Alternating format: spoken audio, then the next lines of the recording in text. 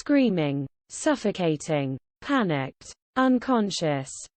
The concertgoers at a highly anticipated Houston music festival Friday night say they were shocked to witness the way the rager brewed into fatal pandemonium that left at least 8 people dead.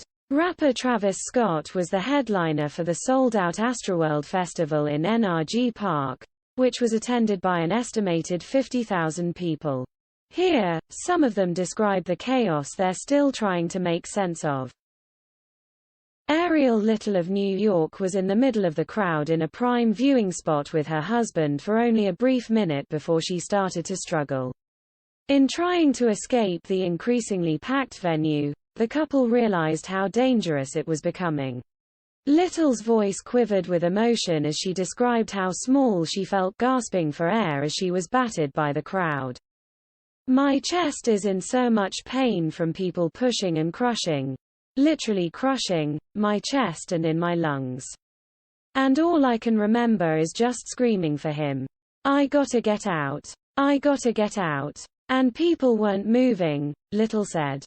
"They thought it was a joke, but it was like literally people." Her husband, Sean, surveyed the scene quickly to find a way out. "There was a lot of people in my section that were kind of like screaming and having panic attacks just because it felt almost as if you were under an elevator and the elevator was coming down on you and there was nothing you could do about it," Sean Little said.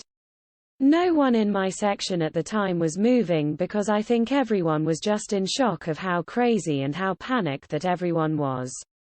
There was a lot of fear in." Madeline Eskins is an ICU nurse who said she was one of the festival goers who passed out as the mass of people pressed closer to the stage. She was taken to a slightly less crowded area for medical attention, where she woke up. Eskins, 23, of Houston, said she then saw someone nearby who needed medical help, and she told him she was nurse. When a security guard overheard her, he asked if she could start helping others. Eskins said, "There was 3 people on the ground getting CPR and the most disorganized chaos that I have ever seen in my life," Eskins said.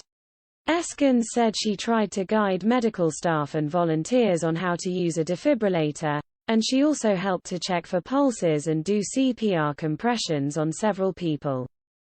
When the main performer came out, like Travis, people got, like, compressed cause they just wanted to see him, said Sal Salinas. "It was like you were suffocated in there. If you weren't on the side or anything, you were getting suffocated." Niara Goods, 28, of New York, said the crowd surged as a timer clicked down to the start of the performance. "As soon as he jumped out on the stage, it was like an energy took over and everything went haywire. All of a sudden, your ribs are being crushed. You have someone's arm in your neck. You're trying to breathe but you can't," said Goods, who traveled to Texas to see friends and to celebrate. She said she and her friends, one of whom was punched on the head and jaw, were quickly separated from each other but all escaped.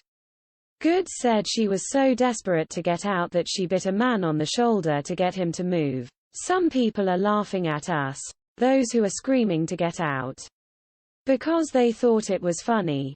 They didn't realize it was terror," she said. Later, she saw the injured streaming to safety in gurneys or in wheelchairs. "It was literally the scariest night of my life. I literally thought I was going to die trying to get out. That's just not what you pay for," she said. Gary Gaston, 52, of Houston, said he went to the concert with his ex-wife, their 14-year-old son and the teen's friend. They felt so threatened after only a few of Scott's songs that they decided to leave and meet outside by the medical tent. When Gaston and his ex-wife arrived shortly after 10 p.m., he said they saw medical personnel start to bring at least 8 people into the tent on gurneys, most of whom appeared unresponsive. "It was surreal because you see these people being pulled out on these gurneys and people running into the medical tent, but the music is still going," Gaston said.